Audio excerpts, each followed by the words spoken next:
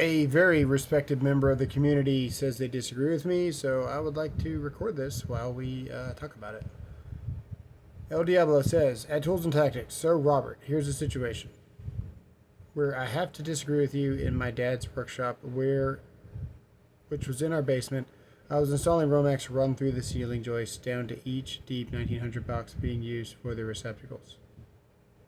This is actually textbook on when you'd want to use Romex, so I'm not sure why he disagrees yet. I wanted to protect the Romex from physical damage, so I used half-inch EMT to do that, and using it as a sleeve and putting a EMT to Romex connector on the top of the end of the EMT where the Romex entered into the EMT.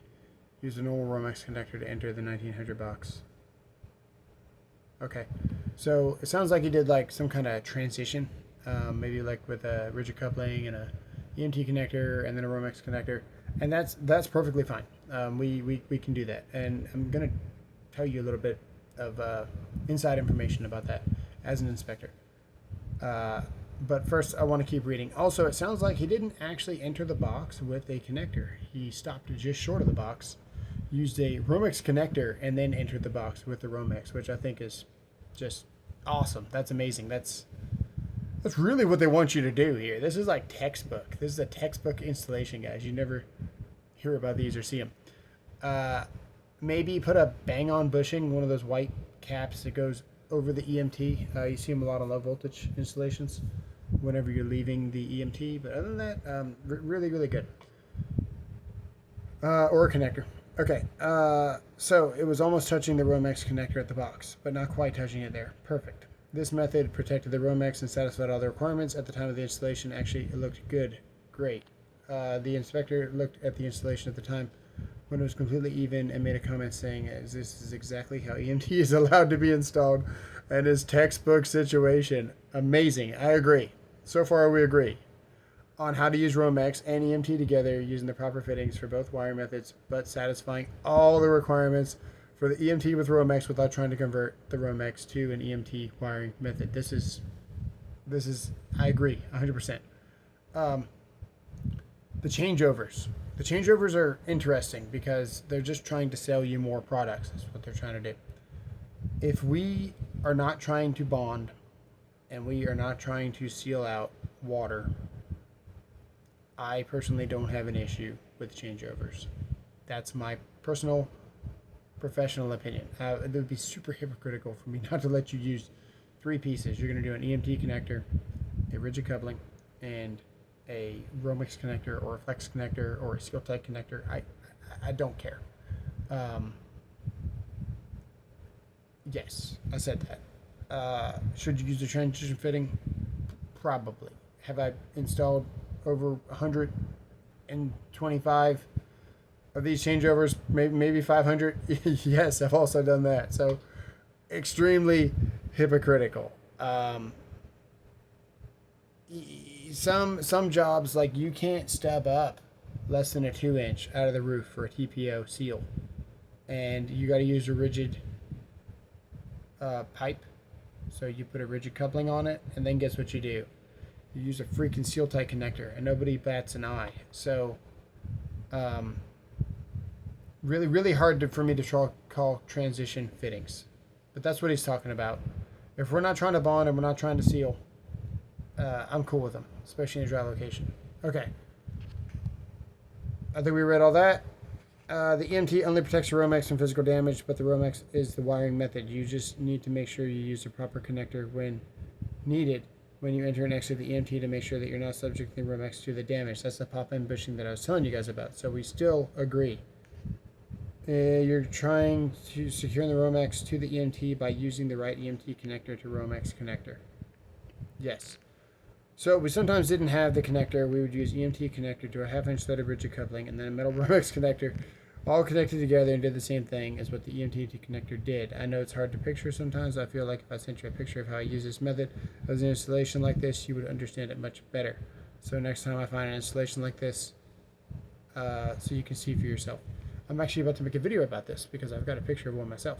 And I know exactly what you're talking about. I've got over 20 years of experience. I've installed hundreds of these myself. And that's my take on that. So I do not disagree. I think we're saying the same thing here, man. This is an absolutely phenomenal install, completely textbook. Good job, sir. I want to talk about subject to physical damage because a lot of people get confused on the subject to physical damage. And when we look at the subject to physical damage, we're looking at 334.15. And then we go to A, and then we go to B. Okay? So we're still in 334.15. Now, what does .15 say? It says exposed work. A lot of codes have headings and titles, what you're talking about. Exposed work is the name of the game here. So when we are running Romex exposed on the face of the wall, just like you did, we have a subject to physical damage clause where we're recommended to use EMT. Now, this didn't allow us to put this in EMT. We could already put in EMT in the first place. It's also open to interpretation, right? You can certainly sleeve it, but you are subject to physical damage. What does subject to physical damage mean? It doesn't mean that we're able to still kick in the sheetrock and the Romex isn't going to be protected. It doesn't mean that you can take an axe to your wall and chop the Romex and it protected it from physical damage. It's about the environment. When we look at a warehouse and we have receptacles all around, we need to use FS boxes because they're rated for impact. We need to use rigid conduit because it's rated for impact. We're going to protect our panels and things from forklifts with bollards because it's going to protect it in that area. If I've got a panel in my shed, it's not subject to physical damage. I don't need to use a bollard because I'm not going to have forklifts driving around. So you really don't have to protect your panel when you're in a shed. When you're in a garage and you've got batteries that are stored in there and they're in the line of sight or the line where the car's going to drive, you need to protect them from physical damage. If it's a garage but it's not deep enough to get a car in there, well then you don't have to protect anything. In that case, that's like my garage. It's only half deep because YouTube room is the other half of the garage. I can put my battery wherever I want in that section of garage because it's not subject to physical damage. Same thing happens with the EMT. When you are installing it in an area that is exposed, we have to protect it from physical damage, and it says to use EMT. If you're inside of a wall, that's not subject to physical damage because it's not exposed. Sheetrock is going to protect the Romex perfectly in every situation in a house, adequately, and that Romex in the wall already has to be 1.25 inches away from the stud edge, or it's subject to physical damage, so we install a nail plate. So if your Romex is installed correctly in the wall, you really don't have a good excuse to be putting it inside of EMT. The EMT allowance, so to speak, comes from exposed work, which is the subject to physical damage, which is the 334.15 A, and then B for the physical damage protection, and that's why you have to protect it. So what El Diablo did here in this install is absolutely textbook in the intention of the code, and I don't disagree with anything you said here. This is completely textbook. I think he's referring to whenever I said sometimes pulling Romex in EMT is worse than not. And that was kind of a joke because that stuff is an absolute nightmare to pull. And when I said that people are lazy for pulling Romex in, it's because Romex already has the 3 conductors in it and it's one piece and you just chop it once. To pull THWN or THHN into a conduit, you have to go get some kind of axle. You have to get your wires all in line.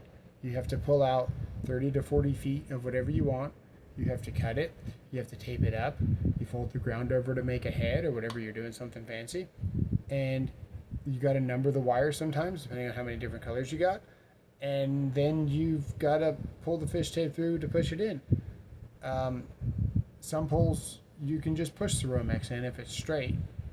And with the wire, you've almost always got to fish it in and have somebody feeding it while you're pulling it and all that other stuff. So, and you still need a feeder for Romex. We're getting off on the weeds here, but you guys get the point. Romex, when I said it was lazy, was because it's really convenient just to grab the the cable assembly and just do whatever with it instead of having to stop, measure off wire, cut it to a certain length, make up a head. You see what I'm getting at. The other thing that I wanted to point out in this whole argument is that the Romex itself, damn it, I forgot what I was going to say. There's so many different questions that you guys ask me, and I don't think I can pause this. Can I pause this? I can. You know what? I can't think of the other point, so you guys just have to complain about it in the comments below to remind me if I didn't answer your question. But I want to make this really clear. Whenever you're going from box to box like this guy did here, you are going to secure your Romex, with what? What are you? How are you going to secure it? That's what you're thinking, because if you're just leaving the EMT and you're really close to the box, how does it get secured? There is an exception that says that the pipe itself is the strap. So I want to paint a picture for you guys and make this really clear. You don't have to secure your Romex within 12 inches of your box because the pipe itself counts as the support when you are subject to physical damage. So if you look at that code, the pipe counting as a support only applies when you're subject to physical damage, okay? If you run box to box just in the wall, you were never subject to physical damage. You've got no right to say, I'm going to use my pipe to support my Romex. I'm not going to have to strap it within 12 inches. I don't need to use a connector to connect it to the box. I don't need strain relief. I'm going to ignore all of the installation UL White Book recommendations here on the installation methods of this because you're in a wall and you were never subject to physical damage in the first place. So I just want to make that really clear. The allowance to support your Romex and use the pipe, and of course you're going to support the pipe, so the Romex is not going to be like hanging. The pipe's not going to be dangling on the Romex.